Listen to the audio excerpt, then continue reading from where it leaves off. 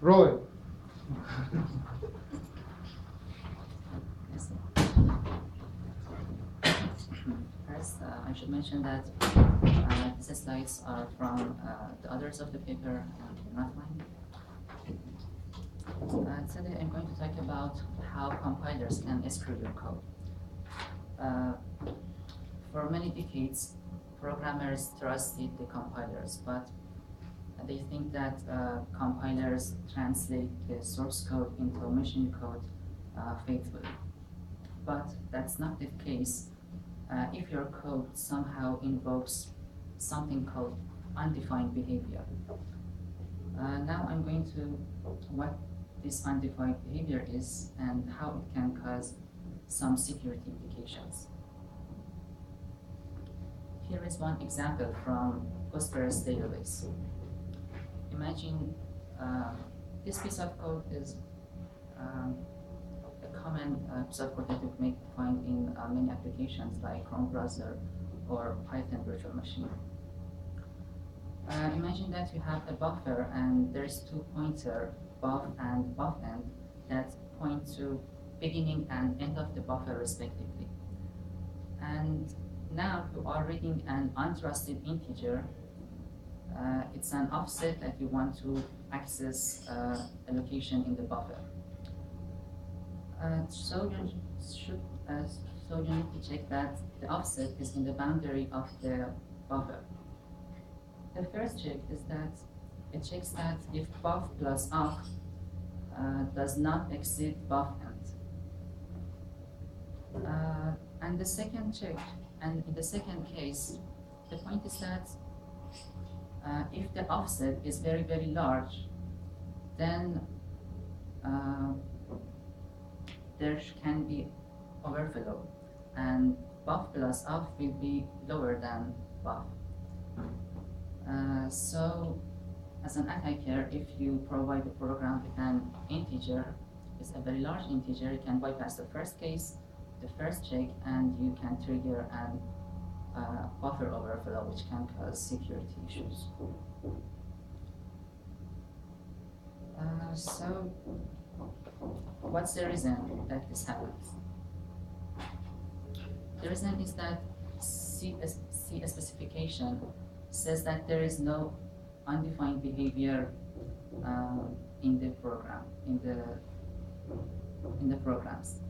So there is no pointer overflow. So compiler here says that buff plus off will always be larger than buff, and because there is no, it assumes that there is no overflow, so it will discard this check.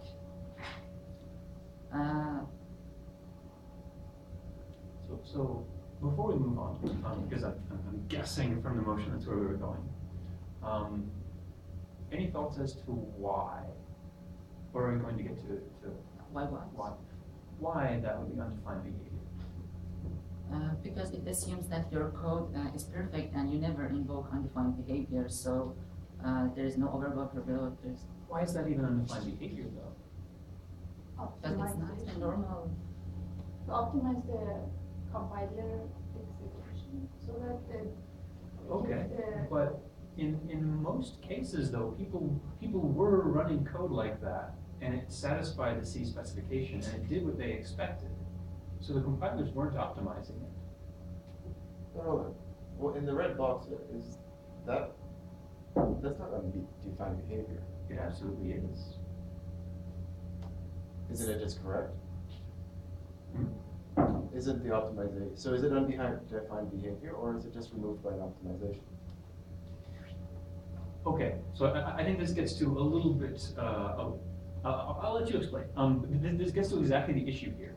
The answer is kind of both, but I'll let you. Can you ask the question exactly what's... Well, because the question of is buff plus off less than buff, Okay. that's not undefined behavior. That will always the evaluate. buffer overflow is undefined behavior. Yeah, I know, but the question of the if statement is true. Like So no, it would be evaluated as false because Yeah. buffer overflow doesn't happen. and it will always be evaluated false, and that's not undefined. That's true. So we can't actually tell that there's a buffer overflow going on if we just look at buff and buff end. This doesn't tell us how big the actual buffer is. This just tells us about some region in memory. Maybe it's part of a buffer. Maybe buff and buff end define some Or subpart there of should a be buffer. some metal. Maybe, yeah, maybe there's some much larger malloc outside that, so buff and buff end don't actually relate to the size of the buffer, but maybe some subpart of a buffer. Right, that's possible. What's going on? Because we're getting it from input. Okay, we're getting it from the input, so what can happen? So the programmer may give like positive input, like big input, so it can corrupt the Okay, so value. what happens in that case? What particular types of corruption? We can have overflow and stuff. What type of overflow? Pointer Buffer. overflow. Not buffer overflow. What we're worried about here isn't buffer overflow. Right? What It's the an offset is If the so value large that it becomes negative. Right. It wraps It's around. pointer overflow. Oh my God. It's a little bit different, right? Because it doesn't have to do with the size of the buffer in this case. It has to do with the computed pointer actually overflowing the address space, which is a little bit weird. But this is at compile time, so how can we say it is input? Okay, so this is one of the interesting questions. We're mixing notions of compile time and runtime, right? That's one of the key issues in this paper, is that they're looking at this mixture of compile time and runtime. We've got a question that at compile time makes sense, right?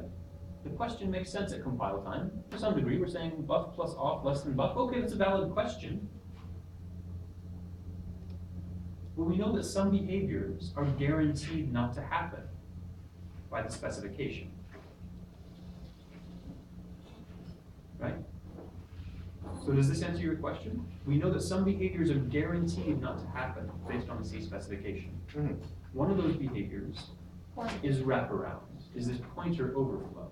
Yeah. So if we look at that particular Oh, so condition, the answer was that this is not buffer overflow, this is pointer overflow.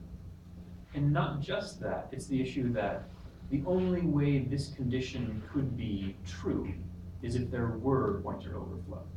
Which can never happen. Right. You're right. Probably. Well, From the C specification. in a well-defined program. Yeah. Or well-formed program. So in that regard, how would you check for your wraparound? This is the other thing I wanted to get to. How would we check? There's an easy way. You And in just fact- see if offset is equals to If negative it's value. positive, If what's positive, if what's a negative value? the thing we are getting from input is positive.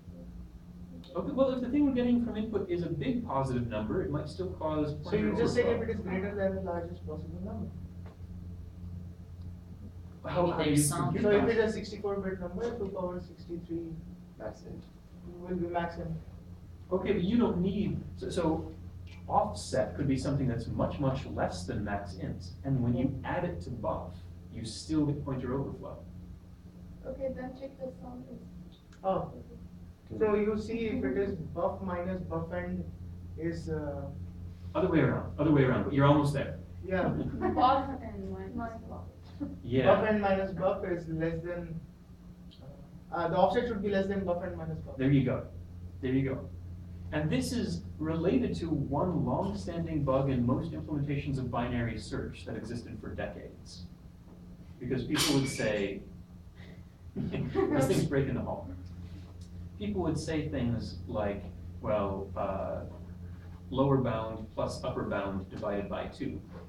And you can have overflow in those cases. And overflow does nasty things. Really, it's not exactly the same bug, but it's related to. So you have to worry about those types of overflow. And the correct answer is to say, well, maximum minus minimum.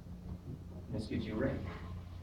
Also, that one would be, if we change that one to maximum n minus buff n minus buff less than the offset, then it would be fine. You'd want, essentially, yeah. Yeah, I mean, yes. You're checking the validity of the offset. It has to be in the range. No, but compiler, it would be okay. Yeah, because that would be valid. You're not doing pointer overflow or anything like that. And instead of framing this about something that's tied to the address space, you're asking this question, okay, is the offset itself in a valid range? And that's perfectly correct. Smart. It is, it is. In the there was an example that was saying if you put equal instead of less than or greater than, then it would be okay. Is it? So it's the same. So I guess if you go to Well, the in this case, you wouldn't want to do that. But for some other cases, that could be okay. yeah. So Because the in this next- case, you I want to do a think it's range the check. next example. So, in this regard, the compiler isn't reasoning about undefined behavior. It's taking undefined behavior for granted that will never happen and just doing normal optimization. It's tough to separate the two, right? Because it is reasoning about undefined behavior. It's saying this undefined behavior, the fact that this is undefined tells me something more about what is defined in the behavior. Right? You're subtracting the undefined behavior from the possible values, the possible behaviors that can be there. And yeah, we're getting to it. We're getting to it. So the question is, what part of C specification lets compilers do this? The point is that C specification says that I impose no requirement on compiler to deal with undefined behavior. So if you're in your code, you have some kind of undefined behavior, compiler can do anything. And why is that useful? Why we have undefined behavior in C state? The answer is that it lets the compilers to generate efficient code. Here is one example. Suppose you want to store 42 into variable p using a pointer. The compiler assumes that there is no pointer, there is no overflow, everything is perfect, so it puts no boundary check and translate this code into just one move instruction. So here is the reason that we have undefined behavior, but this had some serious consequences. From perspective of C specification, all of these checks are meaningless because all of them are invoking undefined behavior. Here p is a pointer and x is assigned integer.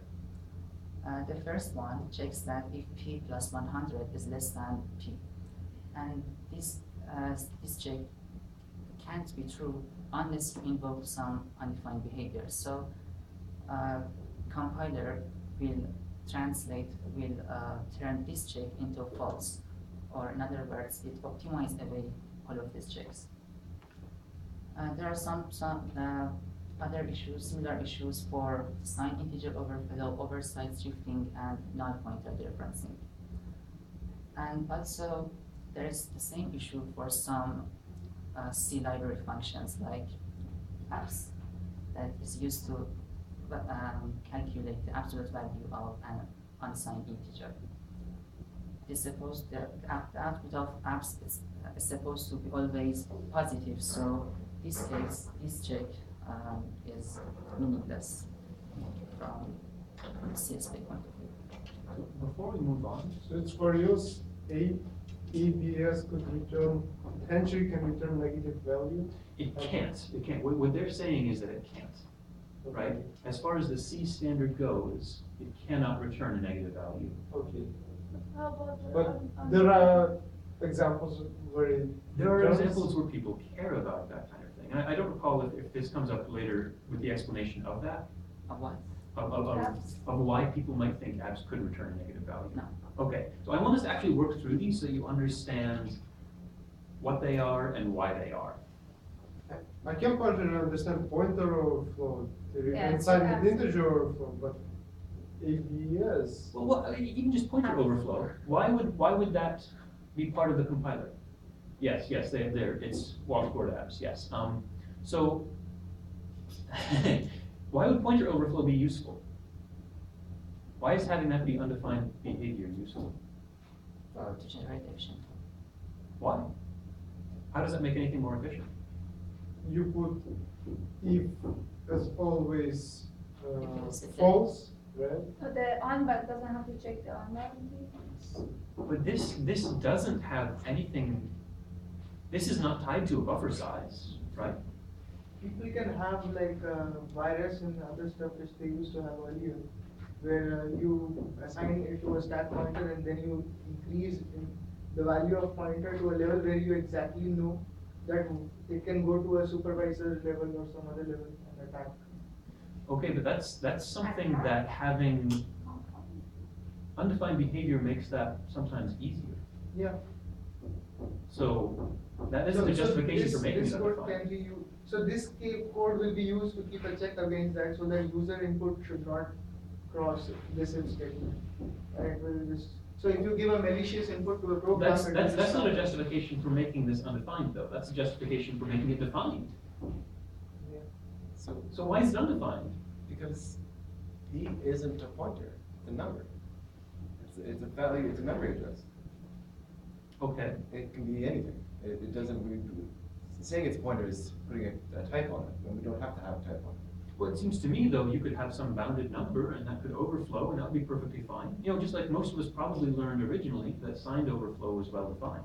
But And numbers then it don't wraps around. overflow. Oh, signed numbers do, except not But the valid it's not, setting. so I guess the question is the compiler going to reason about real world numbers? Or architecture specific Okay, well- signed values? Well, let's put it this way then. Signed integer overflow is up there. Unsigned integer overflow is not. Unsigned integer overflow is perfectly valid and well formed with respect to the C. Because it has an upper bound, it won't. Well, so does signed integer overflow. Wait, hold on. Unsigned has buffer overflow? So unsigned will always be positive in spite of wrapping around, so the condition will hold true. It has nothing, the issue is that the overflow itself, the conditions up there are just examples that illustrate the defined or undefinedness. The actual undefined or definedness is not tied to those examples. The issue itself is that if I take max int of a signed number, so signed max int, and add 1 to it, that behavior is undefined. If I take max int of an unsigned number and add 1 to it, that behavior is defined. So generally earlier we used to have 32-bit systems and 64-bit systems. Mhm. And for which if you say int, used to be 32-bit for a 32-bit system, and int might be a, for example, long used to be a 32-bit number for a 32-bit system, whereas Okay. for a 64-bit system, it used to be a 64-bit number. So when you are writing a program, you can't really reason about it, because it will keep changing from architecture to architecture. I think that holds for either signed or unsigned though, doesn't it? But it's only, an unsigned int only overflows. An unsigned int plus max int doesn't overflow because the architecture allows it. Because max int is within an unsigned integer range of things. So it's allowable by our rules that we set the architecture. You know, the architecture mathematical rules allows.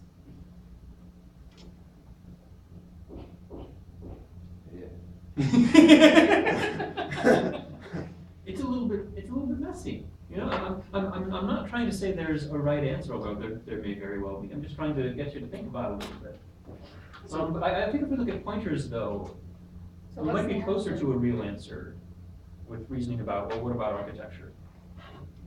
And why can't we say, well, you know what, it wraps around to 0 and that's, you know, it starts again counting from 0 and that's just well defined, that's the behavior. Why doesn't that give us a valid pointer? Pointers can Protect be the negative. parent. It doesn't. Wait, what? That's undefined. What is If it? you add some number to a pointer, it doesn't have to wrap around and start counting from 0 again.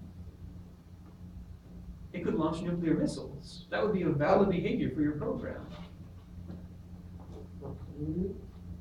I mean, as far as the C Okay. standard goes, I wouldn't recommend it. Maybe we should, okay, so. I mean, that's one of the things you should be thinking about in this paper, just what's going on here? So define undefined. Undefined means the program can do anything. If you encounter No, that's not, that's not a valid definition. no, that is a valid definition. Because that's undefined at how the compiler will change your program.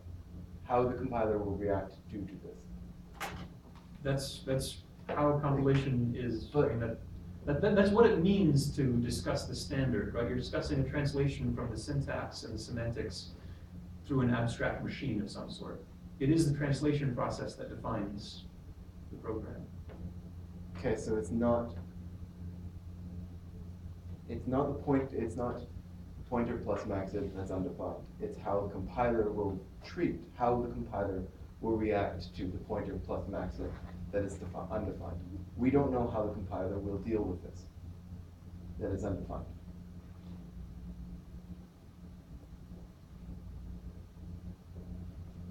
I'm going to simply reframe it in my own words and see Okay. if that makes it consistent.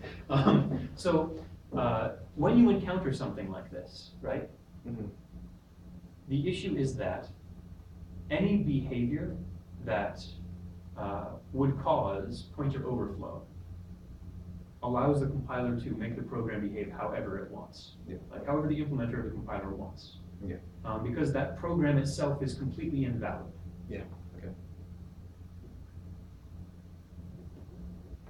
Is that reasonable-ish? So now the question is why are these undefined? So why is pointer overflow undefined? So I have a question. So here, let's say if wraparound happens for P, Mhm. then we don't know where we are pointing yet. So then so that's why we are not allowed to do that? The only reason we don't know where we're pointing is because it's undefined. If it were defined, we'd know where we're pointing. It might not be somewhere useful, but we'd know where we're pointing. I guess Does that make sense? Or have I said something that is just also somewhat incoherent? Well, I think I know why. Okay. Because if you add one to, if you wrap around a pointer, so the pointer's at maximum, and you add one to it, Or max pointer. max pointer, whatever. And you add one to it. So what are the options? What are the possibilities of this happening? Well, you could go to pointer plus one, which would just be one larger than the maximal pointer. Which, you could allocate another pointer and make the pointer twice the size and add one to that size and use the double size pointer. Okay. Or you could wrap around to zero.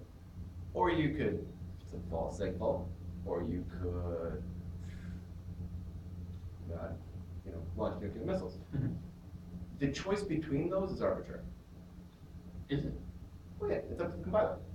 There's no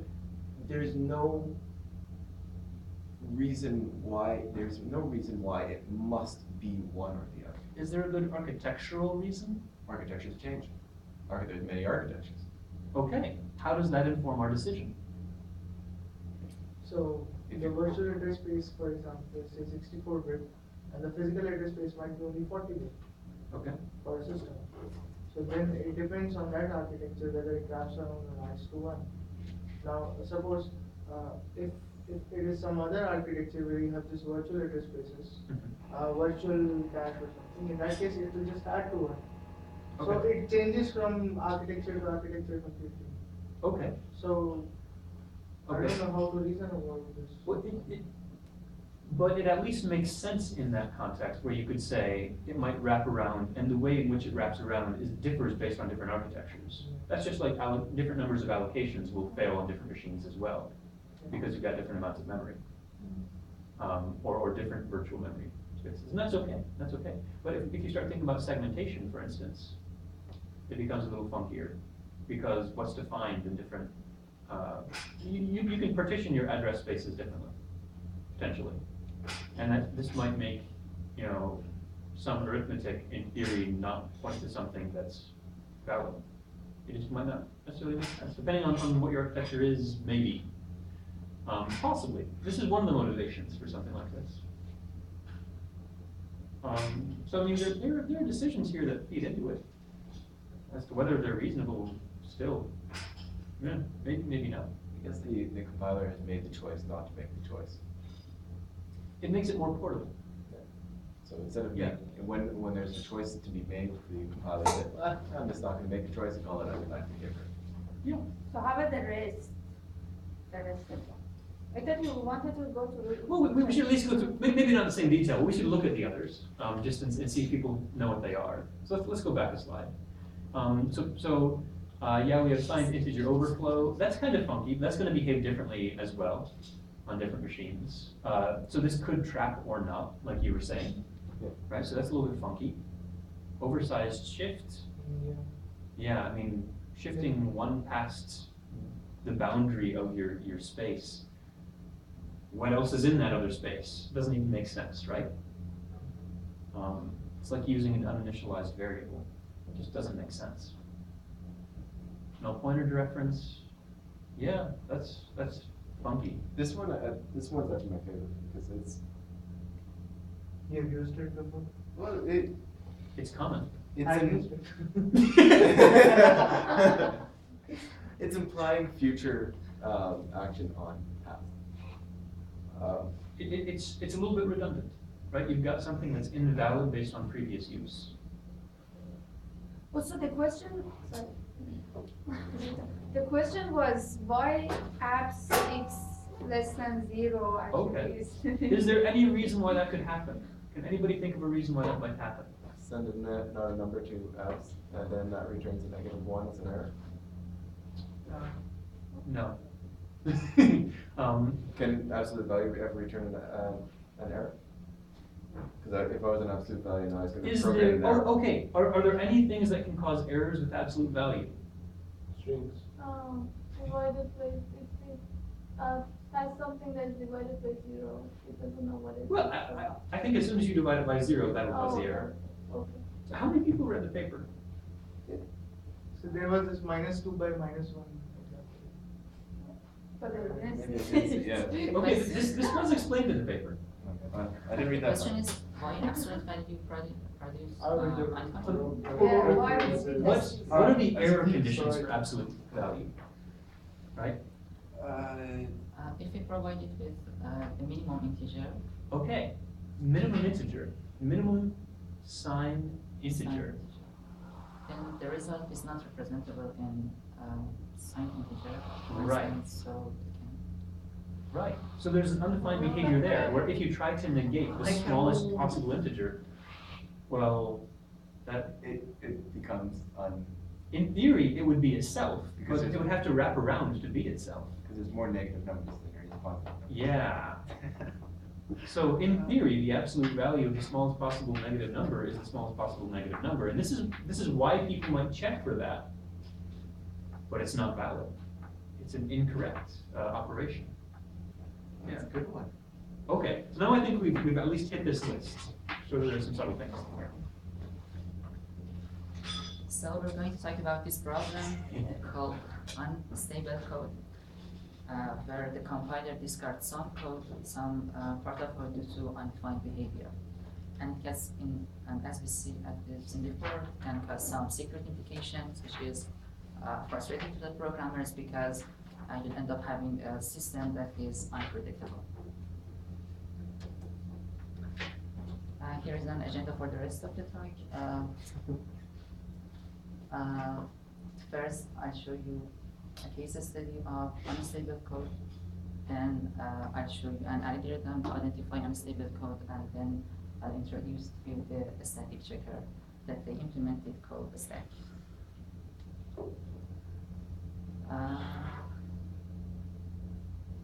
Here is one example from Postgres database.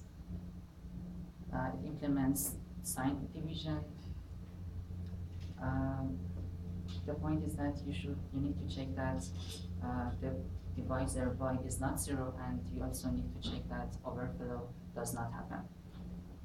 The first check is easy, but for the second check, you should check that y is not, for instance, if the divisor y is -1 and the x is -2 to the power of 63, the result is not representable in 64-bit signed integer. So it causes an overflow. this check checks for overflow, but as compiler assume that there is no overflow in code, it will remove this check. So it will optimize away this code, and there is no resulting check in there is no check in the resulting binary. And So we have implemented this stuff like hardware division. And when you do that, this case generally gives a trap instruction also.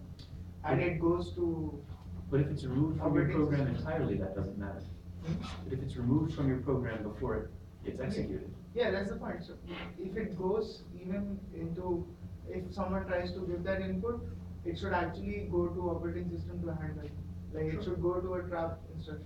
So it's, the architecture is faulty if it is not doing that. but it's not about the architecture. The issue is that before this Operating program, system handles the problem. but the issue is that this code will never get executed. Yeah. That's the problem. So ideally, you would get a trap. That's what they're expecting. But in real world code, you don't, because the program itself is broken already. so you can submit SQL code. Then, query sorry, how fix. did they do that then? They said they did it. In hardware. You can implement it. That doesn't mean the program's going to execute it. Okay, good. But that line of code. Just because you've got those instructions in hardware doesn't mean that a program is going to use those instructions, right? The issue here is that those instructions get removed from the program entirely. So it doesn't matter if you've got them in hardware or not. So it's just generally saying you can never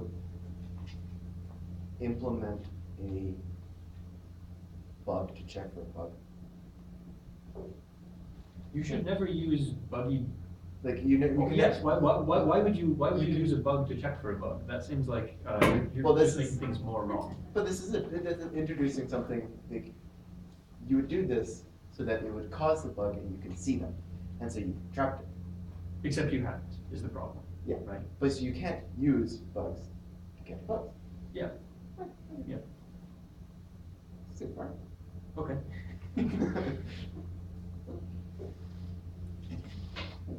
Sorry. So a query like this can crash the database and cause a denial of service attack. And the fix is simple. You can just check for those values. And they suggested this fix to developers of the Postgres, but they refused to use exactly this check because developers doesn't like using constant for the sake of portability, and they used this one instead. But this one doesn't have the problem of that had before, but it's still unstable because we may have compilers in the future that will optimize away this check. They fixed it with not fixing it. Yeah. Now, the correct solution here would be to just determine what the size of x is and use the appropriate integer minimum constant for that, which you can do. You can write that pretty easily, but I guess that wasn't an option either. I don't know.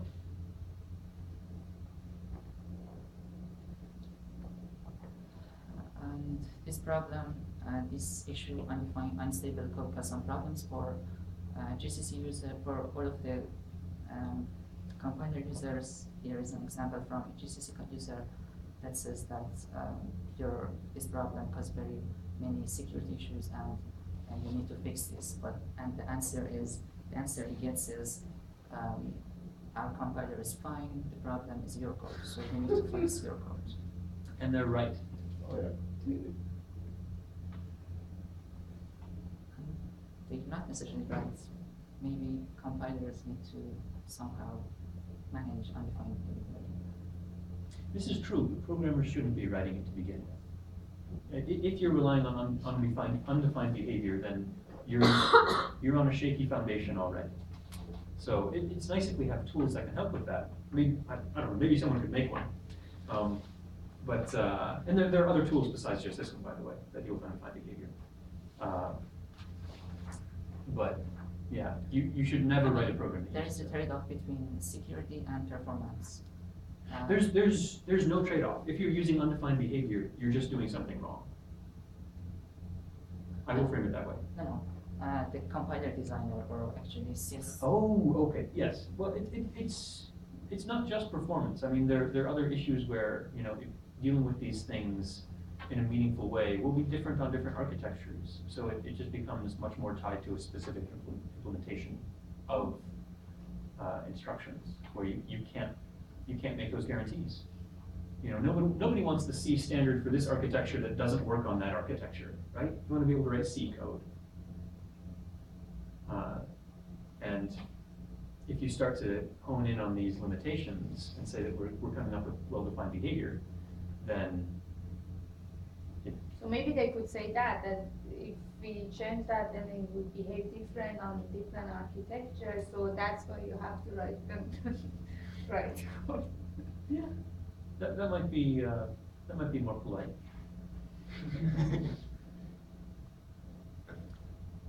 In addition to GCC, they also examined some other compilers like ACC, SunCC, Clang, to examine their behavior in the presence of unstable code.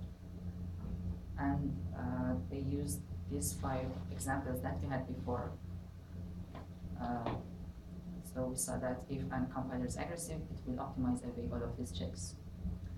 And it's the result of running these compilers over codes that have this unstable code. Here, the green, if a cell is green, it shows that the compiler does not optimize the way they check, and if the cell is red, it means that the compiler removes the check completely, so there is no check in the resulting binary. I do have a question about this. Mhm. At O0, Mhm. how can it possibly be removed? If you don't do an optimization, how do you how can you conceivably remove code without doing optimization? So the question is whether or not there are additional optimization passes. There are some optimizations that actually happen during the parsing process even, for simple enough code. Okay. See, I disagree with that. I think that's an error on the compiler. Take that up with TI, I guess. And WinDriver. So yeah, GCC and Clang, don't do it.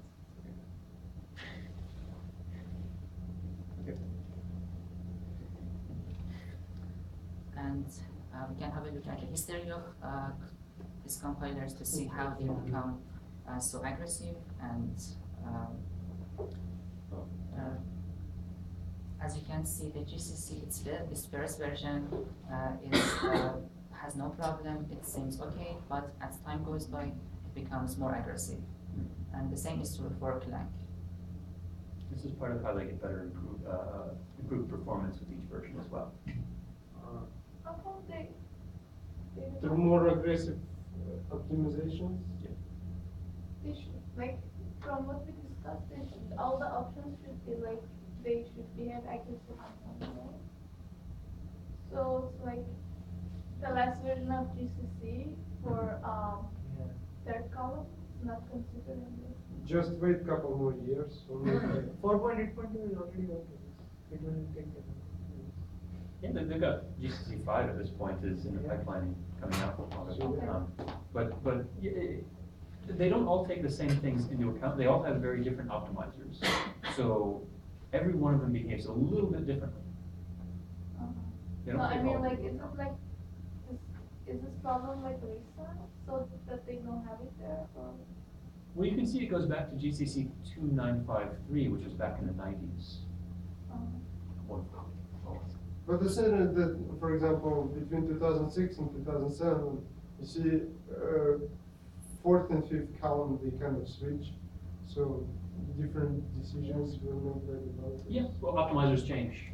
Optimization is very, very sensitive to the ordering of different passes in the compiler and different things that change over time. It's a bit of a black art.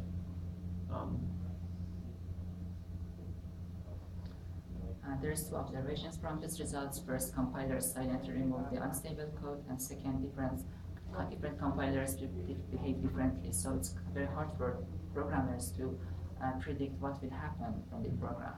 So we need a systematic approach to handle this problem. And their approach is to precisely identify unstable code using the proposed tool Stack.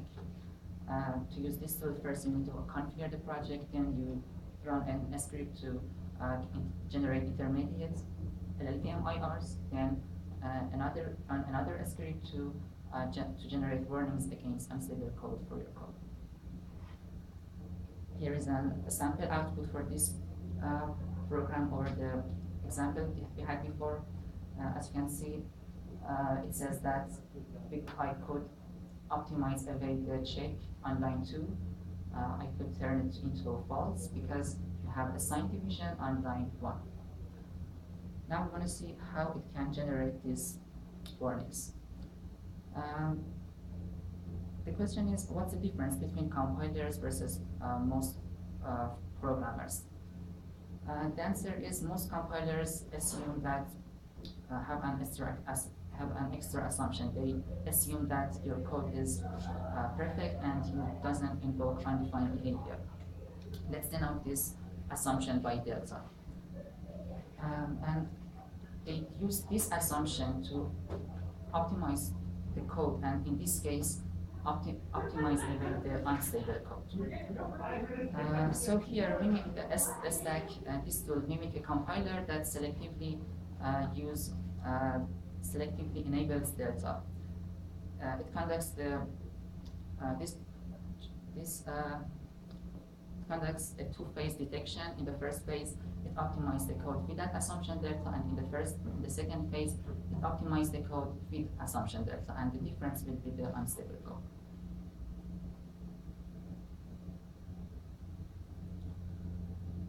Sorry, quick question. Could we do this just on any here or normal compiling optimization? Just simply, I'm compiling my program. I compile it without optimizations, it works. I compile it with optimizations, it doesn't work. Okay, optimizations killed something, but the difference between the two, hey look, that's what it did. GCC has different flags which takes. But they're looking at the difference between an optimized version of the code and an unoptimized version of the code. So essentially your question is, when you're optimizing, you know whether or not you're taking undefined behavior into account. Why not just warn them? Am I reading it right? Okay, sure. That's a good question. The compiler doesn't calculate the undefined. It does. Does. That's how it Oh, does yes. optimization based on undefined behavior. So it recognizes the undefined behavior. Sometimes it does some warnings, but I think it doesn't do in all cases. Most of the time it doesn't. Yeah. So in the related work, they mentioned a few flags. If you use them, it will take certain behavior into account and warn you for that. Yes. Yeah. So if you want, you can use those flags and just run them. I'm not That's sure true. how different this is from that. Yeah. That difference was not clearly explained. It wasn't. I feel like that's an important difference to explain. That is. That could show what is actually different from what they I have done. think though we'll see when we go through their process. We'll see. There are a few things they do that are different that they don't clarify on those processes. For this 2 minutes of time. For this example, the undefined the assumption is that there is no division by 0 and there is no overflow. So this stack asks that, can I optimize this check, thread is lower than 0 to false? With this assumption, without this assumption, the answer is no. And it asks the same question, this time with the assumption delta, and the answer is yes. So it reports that this check is unstable code. The intuition for computing delta is that one must not trigger undefined behavior at any code fragment. So we need to define two properties for each fragment. First, reach, which means under this condition, you can reach that fragment and execute that fragment, and undiff, which means by triggering by triggering this condition, you will have an undefined behavior on that fragment. And the intuition is that if for any fragment, the reach condition is true, so the undefined condition must be false. For instance, for this example, for the first line, the reach condition is true because there is no condition for to reach that statement, and the undefined condition is y is 0 or there is an overflow. For the second one, the reach condition is true, and the undefined condition is there is no undefined condition, so the undefined condition will be false for that statement. And for the last one, the reach condition is equal to the if condition, and there is no undefined behavior, so we'll put false for undefined of that fragment. So to create delta, we merge all of them using logical AND. Is that clear? All of them, we merge the undefined part. We merge all of these expressions using AND for all of lines. But seems like the reach part is not merged. Is the reach part merged too? Or only merges the undefined part? No, merge all of them. Merge all this application.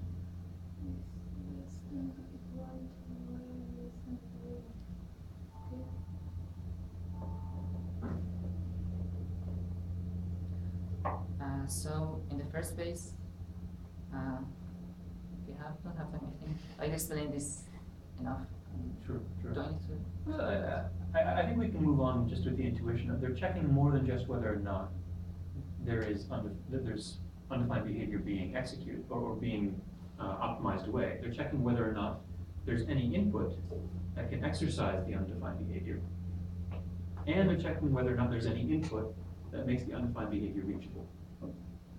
And without those two extra conditions, you could just look at every place you're using undefined behavior to optimize the program and report those. But the input is delta, right? Which is basically this undefined behavior assumption. What does the input give you? But it tells you whether or not the code is reachable and whether or not it can actually exercise the undefined behavior. Because maybe, you're taking some things into account and optimizing this undefined behavior away, but based on the actual inputs that can occur at that point, there isn't really any undefined behavior. Okay, so if you have some bad part of code and you put an if false around it, just so that it'll never be executed. This. Sure. Okay. All right, sure. So is it So- like a statement? Yeah. They throw these conditions off to a theorem prover, Oh. which is what this is all saying. But that's what they add. That's all they add on top of the warnings, right? Yeah. So we can take a look through at their results at least. Summary. So the purpose is to give less warning?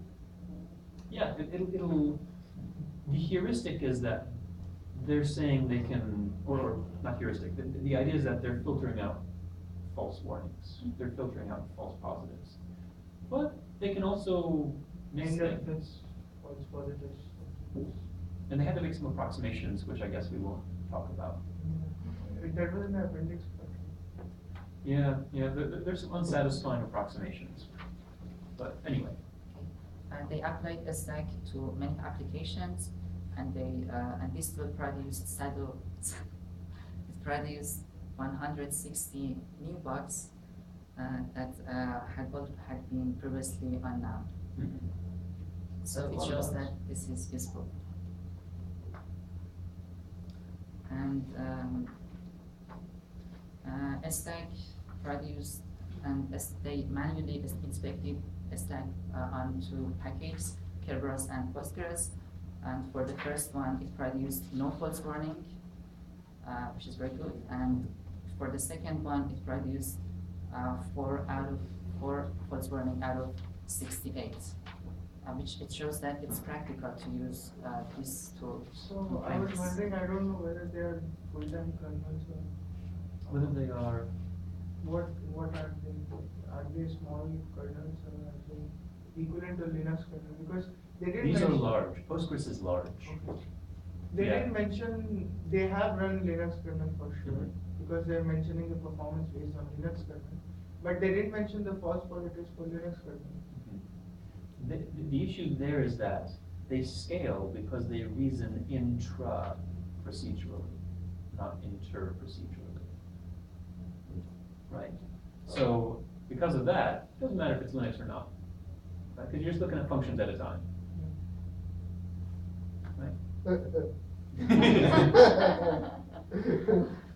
Yeah. But you know, this is kind of a program analysis-ish paper, but I don't think this could get published in a program analysis conference because of some of these approximations they make and these heuristics they're doing, and they're basically saying, well, we're just tying in these notions of reachability, which is pretty much given for program analysis. But tool-wise, it's really pragmatic. They just maybe had to target a different conference. Where was it published? That's what I think. PNW, Yeah. I think it was. System. Yeah, it is. Yeah. It is. It's just not, you know, a program analysis conference. Yeah. I don't know, it feels like the developers of the optimizers should have put in the warning. And they did with the red flags. And The then- issue is that, you know, they would become onerous in many cases. They had mentioned benign code, the false warnings, or the benign code fragments. Right. What does that mean? It means that you might have a check in one function, right? And you might have that same check in a nested function, but if you can't reason interprocedurally, you don't recognize that it's benign. There's no actual bug there because you just got redundant checks. And that's a very common case. Okay. So that's the cause of false positive? It's one cause. Yeah. Is there any, because they would never show a false positive when there wasn't undefined behavior. There's no undefined behavior in that case, right? I mean, that's where if you check if something is null, and then you access that thing in a different Oh, function, and you okay. check if it's null again. Okay, yeah. Alright. Right. Well, that's just a limitation. Their limitation. One of the issues they've got is that they rely a lot on heuristics. And this is why this isn't going to get accepted into a program analysis conference. They rely on a lot of heuristics, which means they've got a really great tool. It's just that it's a great tool because they hand-tuned things. And they came up with some decent design strategies for hand-tuning this thing to work well. Which, you know, bottom line, you got a tool that works and is cool. That's pretty decent. 160 bugs is a lot of bugs. I think the biggest thing to take from this, though, is that undefined behavior is real, and maybe you learned a few things are undefined that you didn't know about before. Yeah. I faced a lot of problems with optimizations. So we run some tools in O0 because it is not run on O2. Yeah, and generally that's And a that takes sign a lot that, of you know, time. there might be something. Yeah, but chemicals that's that a might be huge piece of iffy code and you have with your code. deadlines and you have to just finish it off, so. Yeah. I don't take time to find the bugs for them. I do kind of go, there's been a lot of times when I've written stuff that have died with O2 optimizations. Okay. In theory, it could have been a bug in the optimizer. Optimization bugs, I mean, you presented a paper on optimization bugs, right? I did. Yes, you did. So, so I mean, there are issues there as well. But, that wasn't you? I don't remember the two things that, was that? There's a John Roger's paper on C bugs. You presented that earlier this semester. Yeah, probably, yes. It's Yeah. student memory, short-term buffer, Which is a good optimization strategy. perfect. Saved me all of these years from becoming insane, like, you know. Yeah, I did, yeah. Yeah, you did, yeah, yeah. But yeah, I mean, this is a serious issue. Now, one of the issues as well is that some of these undefined behaviors can't be recognized statically. You can only recognize them dynamically. Like buffer overflow in general, you can't necessarily recognize statically. You can only recognize it dynamically.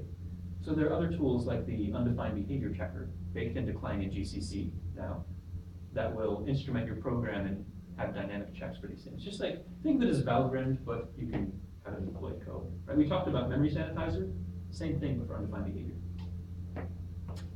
Although memory sanitizer is also for technically undefined behavior, but an aside. Interesting stuff though. Yeah. So everybody ready for next week? So that concludes our presentation. Yeah. We should, yeah, screen shatter. We did a great job, guys. Yes. Cookies next week. So for if I want to use